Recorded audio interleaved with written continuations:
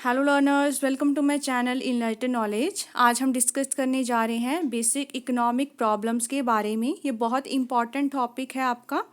Managerial economics semester 1 का ये topic है और भी बाकी सारे बच्चों के लिए भी इम्पॉर्टेंट है, जिनके भी +1 +2 बैचलर्स होगी, मास्टर्स होगी, जिनमें भी ये टॉपिक आता है आपका बेसिक इकोनॉमिक प्रॉब्लम्स वाला। बस ये है कि जो आपका ये कंटेंट है, जो भी इसकी राइटिंग्स है, वो ठाकुर पब्लिकेशन से ही ली गई है। स्पेसिफिकली जो आपका APJ Abdul Kalam technical university के अकॉर्डिंग जो भी सिलेबस है MBA स्टूडेंट्स का, उनके लिए स्पेसिफिकली बनाई गई है। लेकिन ज़रूरी नहीं कि ये सिर्फ MBA स्टूडेंट्स ही देख सकते हैं। इकोनॉमिक्स एक ऐसा टॉपिक है जिसमें जो हर एक चीज़ क्या होती है, सेम होती है। जो भी थ्योरीज हैं, जो भी कंटेंट है, बस हर एक बुक का जो आपकी लैंग्वेज है वो थोड़ी सी डिफरेंट आ जाती है। तो इस बुक की लैंग्वेज अच्छी है, काफ़ी इजी टू अंडरस्टैंड है, कोई भी इनको देख सकता है इन वीडियोस को, और इजी टू अंडरस्टैंड है। तो आप ज़रूर इसको देखिएगा अगर आप MBA में नहीं भी हैं तो शुरू करते हैं वीडियो को। उससे पहले मैं आपको बता दूं कि आप मेरा टेलीग्राम चैनल भी ज्वाइन कर सकते हैं। उसमें आपको हर एक वीडियो की PDF फाइल अवेलेबल हो जाएगी। साथ ही में फेसबुक पेज को भी लाइक कर दीजिएगा। कोई भी डाउट हो वहाँ पर मुझे आप मैसेज करके पूछ सकते हैं। लिंक आपको डिस्क्रिप्शन बॉक्स में मिल जाएगा। तो शुरू करते हैं आज की वीडियो को, that is basic economic problems, जो बहुत इंपॉर्टेंट आपका टॉपिक है। Basic economic problems. अब पहले तो बात करते हैं प्रॉब्लम आती ही क्यों है। प्रॉब्लम का मेन क्या रीज़न होता है, क्योंकि जो ह्यूमन की वांट्स होती हैं, हमारी जो इच्छाएं हैं, हमारी जो ज़रूरतें हैं, वो क्या होती हैं, अनलिमिटेड होती हैं। बहुत ज़्यादा होती हैं, कभी पूरी ही नहीं हो सकती। लेकिन इनको सेटिस्फाई करने वाले जो आपके पास रिसोर्सेज हैं, मीन्स हैं, वो क्या होते हैं, लिमिटेड होते हैं। और इकॉनमी में देखा जाता है कि लिमिटेड नंबर ऑफ रिसोर्सेज होने की वजह से ये पॉसिबल नहीं हो पाता कि हर एक कंज्यूमर के लिए आप चीज़ को अवेलेबल कर पाओ, कि पॉसिबल नहीं है to produce every kind of good for every citizen, क्योंकि रिसोर्सेज की क्या है, शॉर्टेज है, स्कार्सिटी है।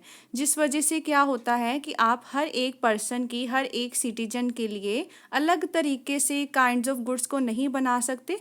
उनकी अब देखो अलग अलग जो पर्सन है उसकी डिमांड अलग अलग है। उन तौर तरीक़ों से हम लोग चीज़ों को नहीं प्रोड्यूस कर सकते, क्योंकि जो चीज़ों की प्रोडक्शन करने वाले जो भी रिसोर्सेज होते हैं वो क्या होते हैं, लिमिटेड होते हैं।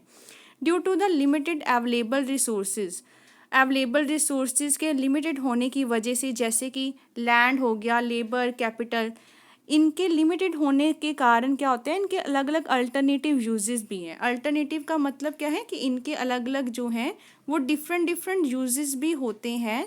जिस वजह से अब इकॉनमी में क्या डिसाइड करना पड़ता है, ताकि आप उन रिसोर्सेज का ऑप्टिमम यूज़ करो, अच्छे से यूज़ करो। जैसे यहाँ पर एग्जांपल हम इन चीज़ों को छोड़ते हैं, जैसे मिल्क की एग्जांपल लेते हैं, तो मिल्क में भी यही होता है ना, उसकी अलग अलग अल्टरनेटिव यूजेस हैं। लेकिन आप ऐसे उन रिसोर्स का यूज़ करो ना, ऑप्टिमम यूटिलाइजेशन करो कि कंज्यूमर को क्या हो, ज़्यादा से ज़्यादा सेटिस्फेक्शन हो, प्रोड्यूसर को क्या हो, ज़्यादा से ज़्यादा प्रॉफिट हो। तो इस तरीके से आपको क्या करने पड़ेगा, डिसीजन लेना पड़ेगा। According to Robert A, economic problem is the problem. Economic problem होता क्या है कि ऐसी प्रॉब्लम है जो रिलेट करती है नेसेसिटी ऑफ चूजिंग, कि आपको कुछ चूज़ करना है। दैट किस में चूज़ करना पड़ेगा, what, how and for whom to produce, क्या प्रोड्यूस करना है, कैसे करना है, किसके लिए करना है, साथ ही में क्या होगा, how to achieve economic growth. और ऐसा टॉपिक कि इकोनॉमिक ग्रोथ को भी कैसे अचीव किया जाए। अब देखो यहाँ पर जो इकोनॉमिक ग्रोथ वाला टॉपिक है, ये किसका कंसेप्ट आता है, आपका मैक्रो इकोनॉमिक्स का। मैक्रो में हम लोग जो भी चीज़ें हैं बड़े लेवल की पढ़ते हैं ना, इकोनॉमिक ग्रोथ उसी का टॉपिक है। लेकिन what, how and for whom to produce, ये किस में आ जाएगा, माइक्रो इकोनॉमिक्स में। आगे स्टडी करेंगे कि कौन कौन सी प्रॉब्लम्स आपके माइक्रो में आने वाली है, कौन कौन सी मैक्रो में आने वाली है। तो ये रहा आपका बेसिक इकोनॉमिक प्रॉब्लम्स को 2 भागों में बांटा गया है। पहली है माइक्रो इकोनॉमिक प्रॉब्लम और सेकंड है मैक्रो। माइक्रो में आएगा what to produce, how much to produce, ठीक है, how to produce and for whom to produce.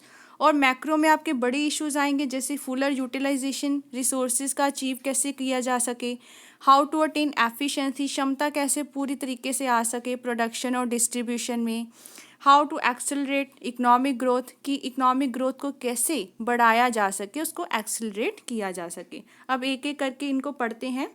Micro economic problems की बात करें तो पहले क्या चीज़ है आपकी, व्हाट टू प्रोड्यूस, क्या आपको प्रोड्यूस करना है और कितनी क्वांटिटी में, हाउ मच टू प्रोड्यूस। अब feasibility analysis is done in business, यदि एक एनालिसिस एग्जामिन किया जाता है, फिजिबिलिटी का मतलब होता है कि कुछ रेलेवेंट फैक्टर्स लिए जाते हैं कि कैसे आपको चीज़ों को एग्जामिन करना है, उसकी पूरी अच्छी तौर तरीके से स्टडी की जाती है एक बिजनेस में, ताकि आप क्या कर पाओ, प्रोडक्ट और सर्विस को ढूंढ पाओ कि क्या चीज़ मेरे लिए प्रॉफिटेबल है, और not in a specific market, क्या चीज़ हमारे लिए इम्पॉर्टेंट है, कौन सी चीज़ हमें छोड़नी है। तो ये सारा कुछ डिटर्मिन करने के लिए उसका कुछ फिजिबिलिटी एनालिसिस किया जाता है। Investors want to produce only those good, अब इन्वेस्टर्स ऐसे ही गुड्स प्रोड्यूस करना चाहेंगे ना जिसको क्या देंगे, गुड प्रॉफिट देंगे, अच्छा लाभ देंगे। अगर आपको पता हो तो बिजनेसमैन हमेशा सबसे पहले प्रायोरिटी उसकी क्या होती है, प्रॉफिट को कमाना, उसका सबसे पहला फीचर ही यही है। वो हमेशा अपने प्रॉफिट मैक्सिमाइजेशन के बारे में ही सोचेगा ना, अगर उस चीज़ को ना सोचे तो उसका बिजनेस डूब जाएगा। इसका मतलब इन्वेस्टर्स क्या सोचते हैं, ऐसी गुड्स को प्रोड्यूस किया जाए ताकि उन वो गुड्स को हम वो गुड्स आपको क्या दे पाए, गुड प्रॉफिट दे पाए। It is done through a simple market study, या तो ये चीज़ों को सिंपल मार्केट की स्टडी करके किया जा सकता है, या फिर जो मैंने आपको बताया फिजिबिलिटी स्टडी की जा सकती है। Due to limited resources it is not always possible to produce all goods, ये भी हम पढ़ चुके हैं। लिमिटेड रिसोर्सेज होने की वजह से हम लोग सभी गुड्स का प्रोडक्शन नहीं कर पाते। फॉर एग्जाम्पल, इफ़ ऑयल और इलेक्ट्रिसिटी आपके पास अवेलेबल नहीं है तो फैक्ट्री रन कैसे करेगी, वो अपना प्रोडक्शन को कर ही नहीं पाएगी। अगर देखो रॉ मटेरियल नहीं है तो फैक्ट्री चल ही नहीं पाएगी, क्योंकि रॉ मटेरियल आएगा ही नहीं तो आगे जो फंक्शंस होंगे आपके मशीन्स के वो ऑपरेट ही नहीं हो पाएंगे। तो इसी वजह से लिमिटेड रिसोर्सेज की ही प्रॉब्लम की वजह से हमें क्या है, इन सभी चीज़ों का एग्जामिन करना पड़ता है, पढ़ना पड़ता है, ताकि इसका ऑप्टिमम यूटिलाइजेशन हो पाए। It is necessity to establish priorities, अब इस चीज़ से बाहर कैसे निकला जा सकता है, आप अपनी प्रायोरिटी सेट करो कि अगर आपको लैंड लेनी है, पहले प्रायोरिटी बनाओ, इस पे क्या आपको चीज़ को, इस पे बिल्डिंग कंस्ट्रक्शन वर्क करना है या कुछ उगाना है। तो आपकी प्रायोरिटी मतलब रैंकिंग क्या होगी, उसको फर्स्ट नंबर पे किसको रखोगे। ये इसलिए करना पड़ता है क्योंकि ह्यूमन की नीड्स क्या होती है, अनलिमिटेड, लेकिन आपके जो पास अवेलेबल रिसोर्सेज है वो होते हैं limited. It is not possible, ये भी वही चीज़ आ गई कि पॉसिबल नहीं है हर इंडिविजुअल की डिमांड को पूरा कर पाना, सेम टाइम पे उनको नीड्स को पूरा कर पाना। एग्जाम्पल है, a person who has limited financial resource, एक पर्सन है उसके पास कुछ लिमिटेड फाइनेंशियल रिसोर्सेज हैं, उनसे वो क्या डिसीज़न लेना चाहता है, किसके बीच में, कि वो कार खरीदे या फिर अपने सन को कॉलेज भेजे। तो ये क्या होता है, इन दोनों चीज़ों के बीच में उसको क्या करनी पड़ रही है, चॉइस करनी पड़ रही है। तो चॉइस की ही तो प्रॉब्लम को दूर करना है। तो नेक्स्ट क्या है, एग्जाम्पल दी गई है कि एक जैसे स्टूडेंट है वो डिसीजन किस में लेता है कि वो अपनी टेक्स्ट बुक खरीदे या फिर मूवी देखने जाए। तो ये भी क्या है, चॉइस की प्रॉब्लम है। ये करनी क्यों पड़ती है, क्योंकि रिसोर्सेज लिमिटेड है। It is not possible for poor people to make a choice, अब जो बहुत गरीब है उनके लिए तो चॉइस का कुछ ज़रिया बनता ही नहीं है, क्योंकि एक तो उनके पास मनी अवेलेबल नहीं है, उनको जो भी मिलता है, उनकी ख्वाहिशें क्या है, उन्हें पता ही है हमें जो भी मिलता है वो मिल जाए, नहीं मिला तो नहीं मिला। In that many cases he is not able to buy food, अब उसके लिए भोजन खरीदने के लिए ही पैसे नहीं है, मेडिसिन खरीदने के लिए, क्यों, क्योंकि लैक ऑफ मनी की वजह से। तो चॉइस की प्रॉब्लम उनके पास नहीं है, क्योंकि चॉइस के लिए उनके पास कुछ होता ही नहीं है, कुछ रिसोर्सेज नहीं है। Those who survive in agonies of hunger and disease have been lucky to taste the limited relief goods of the rich country। कहते हैं अब जो लोग क्या होते हैं, बहुत ज़्यादा पीड़ा से गुजरते हैं, भूखमरी से या फिर डिजीज़ से, तो रिच कंट्रीज़ में जो उनको थोड़ा बहुत रिलीफ दिया जाता है तो वो बहुत लकी हैं, ताकि उनको कुछ रिलीफ मिल पा रहा है बाय द रिच कंट्रीज़। तो आगे कुछ स्कीम्स होती हैं गवर्नमेंट के द्वारा, जैसे यहाँ भी बहुत ज़्यादा स्कीम्स चलाई गई हैं ताकि उनका देखभाल के लिए ध्यान रखा जाए, उनकी देखभाल की जाए। तो ये तो थी आपकी प्रॉब्लम, जिसमें हमने क्या डिस्कस किया है कि प्रोड्यूस क्या करना चाहिए। तो ये किस पे डिपेंड करेगा, हर एक इंसान देखेगा कि उसको प्रॉफिट कहाँ से हो पा रहा है, what to produce, how much to produce में क्या है, डिमांड को देखते हुए कि मार्केट में डिमांड कितनी चल रही है, साथ ही में रिसोर्सेज को भी देखना पड़ेगा ना कि रिसोर्सेज आपके पास कितनी अवेलेबल है, उस अकॉर्डिंग हम लोग क्वांटिटी को डिसाइड करेंगे, that how much to produce. Next problem है हाउ टू प्रोड्यूस। अब प्रोड्यूस कैसे करना पड़ेगा, it is problem to select advanced production technology और मेथड्स ऑफ प्रोडक्शन। अब इसमें आपको क्या किस में चॉइस करनी है, प्रोडक्शन के मेथड्स में, जिसे हम फैक्टर्स ऑफ प्रोडक्शन भी कहते हैं। ये बेसिक प्रिंसिपल होता है that goods and services must be produced in most efficient manner. ये तो अब पता ही है, बेसिक प्रिंसिपल है कि गुड्स और सर्विसेज को बहुत ही एफिशिएंट मैनर से, अच्छे से क्या है, तौर तरीक़ों से उनको प्रोड्यूस किया जाए ताकि कोई भी चीज़ों का नुकसान ना हो पाए। इसका मतलब क्या है, this means that to obtain maximum output, अगर आपको किसी चीज़ की मैक्सिमम आउटपुट को ऑब्टेन करना है with the best utilization of resources, अच्छे से अपने रिसोर्सेज को यूटिलाइज करके, विदाउट सेक्रीफाइसिंग क्वालिटी, और उस चीज़ की क्वालिटी भी कम नहीं करनी चाहिए। मतलब efficient technique of production use करो ताकि उससे मैक्सिमम आउटपुट भी हो सके, रिसोर्सेज का अच्छे से यूटिलाइजेशन भी हो सके। सो इन द डेवलपिंग कंट्रीज, अभी जो कंट्री डेवलप अच्छे से नहीं हुई है, डेवलपिंग है, उसमें क्या होता है कि goods and services produced but they do not know how to produce efficiently. Goods and services वो लोग प्रोड्यूस तो कर रहे हैं, लेकिन उनको ये नहीं पता कि कैसे करना चाहिए, कितनी एफिशिएंसी से करना चाहिए, हाउ टू प्रोड्यूस एफिशिएंटली। क्या आपको इतना गुड्स एंड सर्विसेज प्रोड्यूस हो रहे हैं लेकिन एफिशिएंटली प्रोडक्शन नहीं हो पा रही है, जिन वजह से वो अभी भी डेवलपिंग कंट्रीज़ की कगार पे हैं। वेदर डेवलप्ड जो कंट्रीज़ होती हैं वो क्या करती हैं, उनके पास बहुत सारा वेल्थ है, पैसा है, वो लोग एडवांस टेक्निक्स ऑफ प्रोडक्शन का यूज़ करते हैं। This is the important reason. इसी वजह से ये रीज़न है, ये माना जाता है कि वो लोग अपनी रिसर्च और डेवलपमेंट प्रोजेक्ट्स को कभी भी रोकते ही नहीं है, वो कुछ ना कुछ रिसर्च करते ही रहते हैं। इसीलिए रिसर्च करते हैं ना ताकि एडवांस टेक्नोलॉजी आए जिनसे कम टाइम लगे, अच्छी प्रोडक्शन हो, कॉस्ट भी कम आए, तो वो लोग इन चीज़ों में ज़्यादा ध्यान देते हैं। The use of advance technology reduces the production cost, मतलब जो एडवांस टेक्नोलॉजी का यूज़ करके हम लोग प्रोडक्शन कॉस्ट को क्या कर सकते हैं, कम कर सकते हैं, रिड्यूस कर सकते हैं और अपनी आउटपुट को बढ़ा सकते हैं। This production efficiency facilitate to attain higher standard of living, और अगर ऐसी एफिशिएंसी हम लोग अटेन कर लेते हैं तो इससे क्या होगा, हमारा स्टैंडर्ड ऑफ लिविंग क्या हो जाएगा, हायर हो जाएगा in the industrial countries.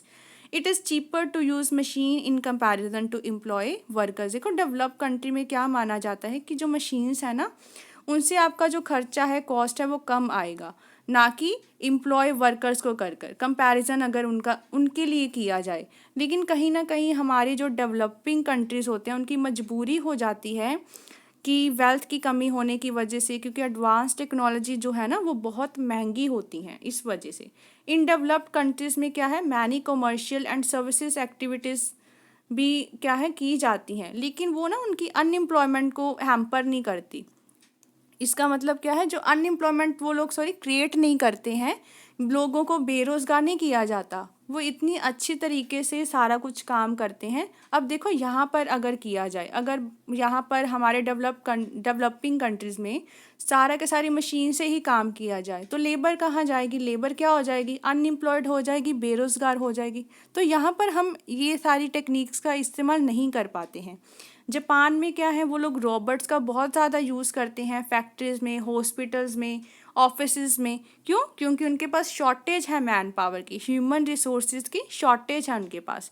Developing countries में क्या होता है, it is not possible to use modern technology. क्यों? क्योंकि बहुत ज़्यादा महंगी होती हैं। डेवलपिंग कंट्रीज़ में मॉडर्न टेक्नोलॉजी सूटेबल नहीं होगी, तो इन कंट्रीज़ में हम लोग क्या यूज़ करेंगे, लेबर फोर्स यूज़ करेंगे, क्योंकि हमारी पॉपुलेशन बहुत ज़्यादा है, लेबर का काम बहुत ज़्यादा है, तो इस वजह से ओवर सप्लाई होती है इसमें लेबर की। फॉर पुअर कंट्रीज़ इसीलिए सुजेस्ट किया जाता है कि ये लोग क्या यूज़ करें, लेबर इंटेंसिव टेक्निक्स। अब मैं आपको टेक्निक्स बताती हूँ, दो तरीके की हैं, labour intensive and capital intensive. Labour intensive का क्या मतलब है, लेबर का ज़्यादा यूज़ करना, ज़रूरी नहीं लेबर इंटेंसिव का मतलब अकेली लेबर का यूज़ करना। लेबर इंटेंसिव का मतलब होता है कि ज़्यादा लेबर का यूज़ करना कैपिटल से, ठीक है। और कैपिटल इंटेंसिव क्या होता है कि ज़्यादा कैपिटल का यूज़ करना लेबर से। इसीलिए because more use of machinery only creates greater employment. अगर हम ज़्यादा मशीन्स का यूज़ करेंगे ना, उससे अनएम्प्लॉयमेंट बढ़ेगी। This means more labour and fewer machines. तो हमें क्या करना चाहिए, ज़्यादा लेबर लगानी चाहिए और मशीनों का कम इस्तेमाल करना चाहिए। कहाँ पर, इन द डेवलपिंग कंट्रीज, जहाँ की पॉपुलेशन भी ज़्यादा है, जहाँ पर वो इतना खर्चा नहीं कर सकते कि वो एडवांस टेक्नोलॉजी का यूज़ कर पाएँ। ये तो हमने बात कर ली हाउ टू प्रोड्यूस, कैसे प्रोड्यूस करना, टेक्निक्स की बात हो गई। अब है फॉर होम टू प्रोड्यूस, किसके लिए करें। This is a problem of distribution. Distribution की प्रॉब्लम आ गई ना, किसको क्या कुछ डिस्ट्रीब्यूट करना चाहिए। It is a basic issue that who gets a good. अब किनको राइस मिलेगा, किनको cloth, shoes and the services, जैसे कि एजुकेशन, मेडिकल फैसिलिटीज़ हो गई, मेडिसिन हो गई। तो ये सारा कुछ क्या है, प्रॉब्लम है आपकी डिस्ट्रीब्यूशन की। प्योर मार्केट इकोनॉमी में, या फिर हम बात करें कैपिटलिज्म में, यहाँ पर क्या बात की है कि सारा का सारा जो अधिकार है अगर वो मार्केट के पास ही है, forces of demand and supply apply हो पा रही है, तो goods and services are produced for those people. कहते अब सारा, अब आपने सुना होगा प्राइवेटाइजेशन में, तो प्राइवेट कंपनीज क्या सोचती हैं, वो वेलफेयर के बारे में थोड़ी सोचती हैं।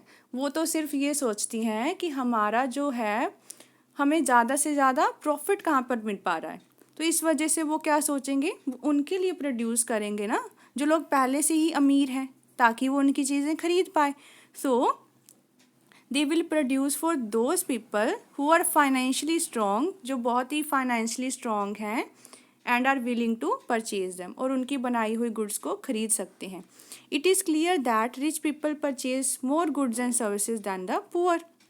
क्योंकि हमें पता है कि लोग जो अमीर हैं वो ज़्यादा खरीदारी करते हैं ना गरीबों से।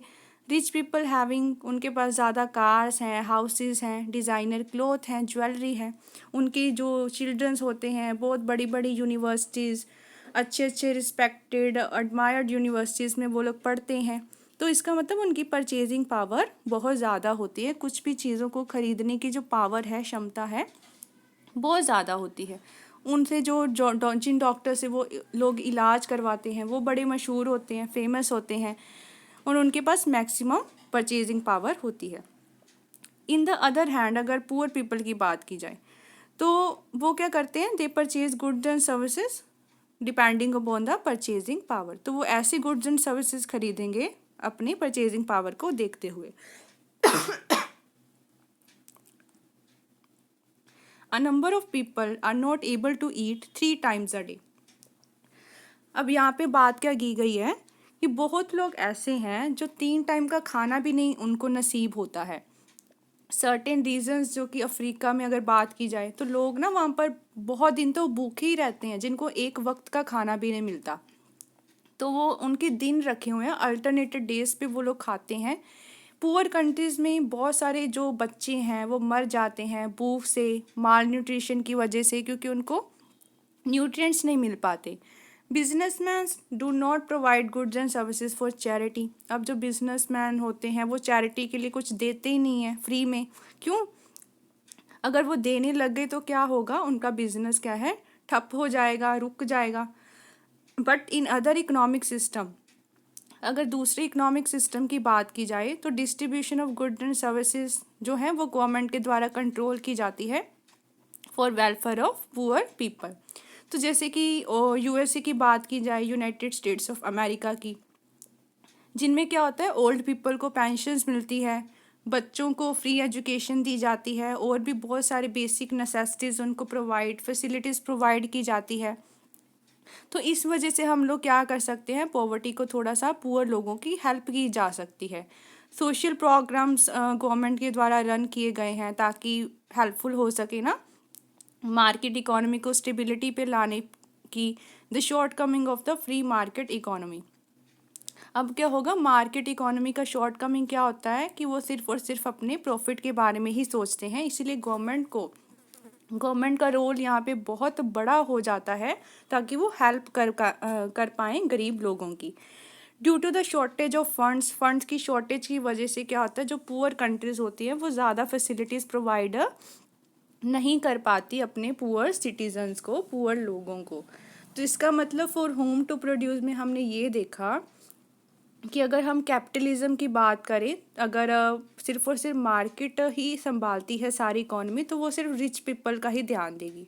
लेकिन अगर हम लोग डेमोक्रेटिक या फिर गवर्नमेंट के अधीन जो आती हैं संस्थाएं हैं, चैरिटी की बात करें डेवलप कंट्रीज़ में, तो वो लोग पुअर पीपल्स को क्या है दे देंगे सारा कुछ, उनकी जो बेसिक नेसेसिटीज़ है उनको प्रोवाइड कर देंगे। लेकिन जो कंट्रीज़ हैं ही पुअर, तो वो लोग ज़्यादातर अपने पुअर सिटीजन्स को नहीं कुछ दे पाते, जिन वजह से उनकी डेथ हो जाती है, वो लोग मर जाते हैं।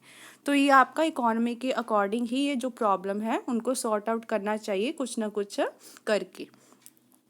नेक्स्ट हम लोग पढ़ने जा रहे हैं मैक्रो इकोनॉमिक प्रॉब्लम्स के बारे में। मैक्रो मतलब बड़े लेवल की।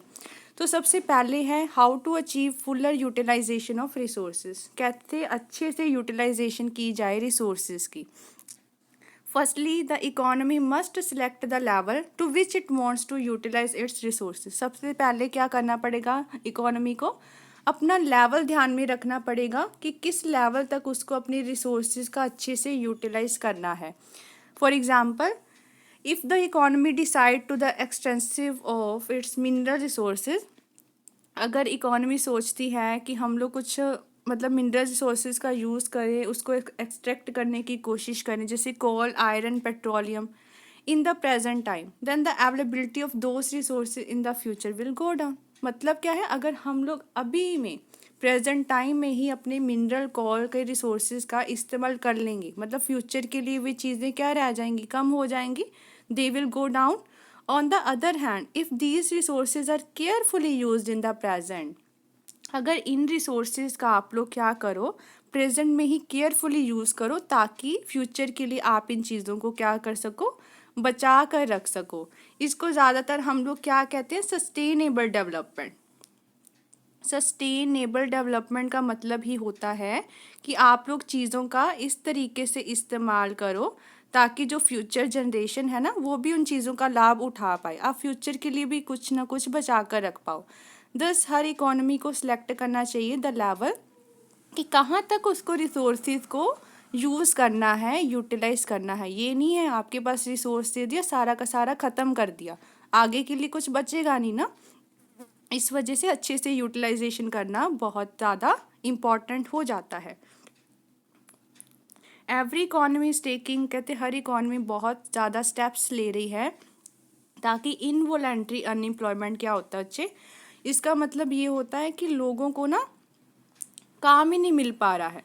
ये यहाँ पे दिया हुआ है ना, the situation in which people, लोग तो काम करना चाहते हैं, जो भी वेजेस करंट वेजेस पे वो काम करना चाह रहे हैं, लेकिन उनको काम ही नहीं मिलता है, तो वो होता है इनवॉलेंट्री अनएम्प्लॉयमेंट। तो इकोनॉमी में जो गवर्नमेंट है काफ़ी उनको स्टेप्स लेने चाहिए ताकि इनको ख़त्म किया जाए इनवॉलेंट्री अनएम्प्लॉयमेंट को, सबको रोज़गार मिलना चाहिए। तो इससे रोज़गार से होगा क्या कि वो बच सकेंगे वेस्टेज ऑफ ह्यूमन रिसोर्सेज से, क्योंकि ह्यूमन रिसोर्सेज सबसे बड़ा पॉइंट होता है आपकी इकोनॉमी में। लोग जितना अच्छे से एफिशिएंटली काम करेंगे, कितना भी इन्वॉल्व होंगे काम में, उतना ही आपकी इकोनॉमी क्या मतलब आगे बढ़ती जाती है। अगर हम वेस्टेज कर रहे हैं ह्यूमन रिसोर्सेज का, तो मतलब वहाँ पे हमारे देश में बहुत ज़्यादा अनएम्प्लॉयमेंट की सिचुएशन आ जाएगी, अच्छी तरीके से हम लोग रिसोर्सेज का यूटिलाइज नहीं कर पाएंगे। एक प्रॉब्लम होती है एक्सेस कैपेसिटी की। इसका क्या मतलब होता है कि आप लोग ना जो आपके रिसोर्सेज है उनको नॉन यूटिलाइजेशन कर पा रहे हो। जैसे लैंड आपको मिली हुई है ना, तो लैंड में क्या है, आप थोड़ा थोड़ा हिस्सा ना छोड़ रहे हो। वो क्यों छोड़ रहे हो, कोई रीज़न भी नहीं है। तो इसका मतलब यह है जो आपने लैंड एक्वायर की हुई है, अपने अंडर है, उसको अच्छे से यूज़ करो ना। तो ये होता है कि अगर आप लोग अच्छे से मतलब यूटिलाइज नहीं करते हो चीज़ों का, तो वहाँ पे एक प्रॉब्लम खड़ी होती है, that is of excess capacity, the non utilization of the installed productive capacity. जैसे मशीन है, मशीन मैं कहती हूँ छोटी सी मशीन है, एक दिन में वो ना 20 बुक्स को क्रिएट कर लेती है। तो इसका मतलब अगर मैं एक दिन में 10 बुक्स को ही क्रिएट करूँ, इसका मतलब मैं उसका अंडर यूटिलाइजेशन कर रही हूँ, मशीन का अच्छे से यूज़ ही नहीं कर रही हूँ। तो ये होता है एक्सेस कैपेसिटी की प्रॉब्लम। इसको आपने क्या करना है, ख़त्म करना है, तो हमें यूटिलाइजेशन अच्छे से करनी चाहिए रिसोर्सेज की। सेकंड है how to attain efficiency in production and distribution. अब प्रोडक्शन में और डिस्ट्रीब्यूशन में एफिशिएंसी कैसे आपको अटेन करनी है। पैरेटो के अकॉर्डिंग क्या होता है कि efficient production refers to a situation in which production of a good can not be increased unless production of another good is decreased. इसका मतलब क्या दिया गया है, ये आपकी ना स्कार्सिटी से ही रिलेटेड है। अगर ये लैंड का पार्ट है कुछ, अब क्या है इस पार्ट में ना व्हीट एंड राइस उगे हुए हैं, इसमें आपका व्हीट है, इसमें राइस है, इसमें मान के चलो पल्सेस हैं। तो अगर आपको व्हीट की प्रोडक्शन को बढ़ाना है तो क्या करोगे, इसका पार्ट लेना पड़ेगा ना आपको, दूसरी की प्रोडक्शन को क्या करना पड़ेगा, कम करना पड़ेगा अगर व्हीट का पार्ट बढ़ाना है। तो इसका मतलब एफिशिएंट प्रोडक्शन ऐसी सिचुएशन होती है जिसमें एक गुड को बढ़ाने के लिए दूसरी को डिक्रीज करना पड़ता है, ऐसा ही होता है। In which a production of a good can not be increased unless production of another good is decrease. तब तक आप लोग प्रोडक्शन नहीं बढ़ा सकते कॉमोडिटी की जब तक दूसरी कॉमोडिटी को डिक्रीज ना किया जाए। तो ये पैरेटो ने डेफिनेशन दी थी। The situation in which consumption of an individual can not be increased, ये वही उन्होंने बताया हुआ है, ऐसी सिचुएशन है जहाँ पर दोनों को एक तरीके से चलना ही पड़ेगा।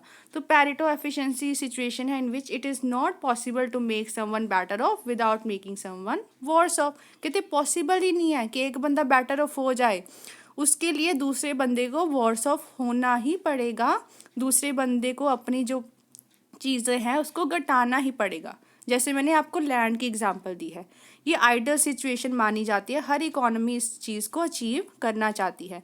When deeply analyzed, the problem of efficiency in production is simply the offshoot problem of how to produce। इसका मतलब उन्होंने क्या बताया है कि जो आपकी प्रॉब्लम है ना, जो हम पहले पढ़ के आए हैं हाउ टू प्रोड्यूस वाली प्रॉब्लम, कहते वही ज़्यादातर रिलेट करती है आपकी एफिशिएंसी की प्रॉब्लम को, क्योंकि वहाँ पर भी हमने यही पॉइंट्स को ही डिस्कस किया था ना कि आप लोग कैसे हाउ टू प्रोड्यूस, कैसे प्रोडक्शन करोगे। तो ये ऐसे प्रोडक्शन करो ना ताकि ऑप्टिमम यूज़ हो पाए। और आपकी जो प्रॉब्लम थी डिस्ट्रीब्यूशन वाली, वो किसके साथ रिलेट करती है, with the problem for whom to produce, क्योंकि होम टू प्रोड्यूस में हमने डिस्ट्रीब्यूशन की प्रॉब्लम को भी पढ़ा था।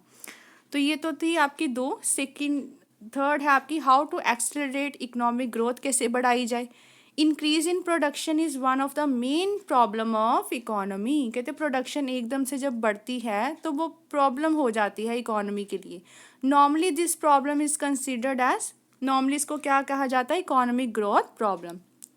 द मेन ऑब्जेक्टिव क्या होता है हर इकोनॉमी का, is the increase in standard of living. लोगों की जो रहने की स्टैंडर्ड ऑफ लिविंग की, इसमें बहुत सारी चीज़ें आ जाती है ना, बेसिक चीज़ें भी आ जाती हैं। ये क्वालिटेटिव टर्म होती है जिसमें लोगों का कंजप्शन इंडेक्स आता है, सारा कुछ आ जाता है, वो उनका बढ़ना चाहिए, परचेजिंग पावर बढ़नी चाहिए। In developing countries this problem can be removed by breaking the circle of poverty. एक पॉवर्टी का ना सर्कल चलता है जिसे हम विशियस सर्कल ऑफ पॉवर्टी भी कहते हैं। इसका मतलब ये होता है कि जब चीज़ें पीछे से ही कम हो रही हों, जैसे आप मानकर चलो कि लो प्रोडक्शन, लो डिमांड, लो इन्वेस्टमेंट, ऐसे ऐसे जो सर्कल चलता है वो पॉवर्टी का सर्कल होता है। And increasing level of saving, और लोग क्या करते हैं ना, मार्केट में जब डिमांड ही नहीं करते बल्कि पैसा सेव करना शुरू कर देते हैं। इन्वेस्टमेंट और रेट ऑफ कैपिटल फॉर्मेशन, इन सभी को क्या करते हैं, इंक्रीज करना शुरू कर देते हैं। वेरियस फंडामेंटल, इन प्रॉब्लम्स को मतलब सॉल्व ही कैसे किया जाता है ताकि पॉवर्टी का जो है उन पॉइंट को ब्रेक डाउन किया जाए, अपने सेविंग को, इन्वेस्टमेंट को, कैपिटल फॉर्मेशन को बढ़ाया जाए, तो हम इस सिचुएशन से निकल सकते हैं। Various fundamental changes must be done, बहुत सारी चेंजेस करनी चाहिए आपको। Social and institutional factors such as ownership of means of production, जैसे गवर्नमेंट बहुत सारे रिफॉर्म्स लेके आती है ना, लैंड रिफॉर्म्स हो गया, प्रोडक्शन का मीन्स ऑफ प्रोडक्शन की ऑनरशिप किसको दी जाए, टेक्निक्स ऑफ प्रोडक्शन कैसे होने चाहिए जो कि आपकी इकोनॉमिक ग्रोथ को बढ़ाए। According to various economists, these problems occur due to scarcity of capital and backwardness of technology. कहते हैं हमारे जो इकोनॉमी की ग्रोथ में सबसे बड़ा हिंड्रेंस क्या है, सबसे बड़ी रुकावट क्या है कि आप लोग क्या करते हो, ट्रेडिशनल टूल्स ऑफ प्रोडक्शन का यूज़ करते हो, बल्कि उस जगह आपको अच्छी टेक्नोलॉजी का यूज़ करना चाहिए। हमारी ये प्रॉब्लम अराइज की होती है स्कार्सिटी की वजह से, कैपिटल स्कार्स है, बैकवर्डनेस है टेक्नोलॉजी की, इसी वजह से। तो ये आपका टॉपिक कवर होता है। आई होप आपको अच्छे से क्लियर हो गया होगा। अगर वीडियो पसंद आई हो इस चैनल को ज़रूर सब्सक्राइब कीजिए, like share and comment and press the bell icon, ताकि हर वीडियो की नोटिफिकेशन आपको टाइम टू टाइम मिलती रहे। Thank you.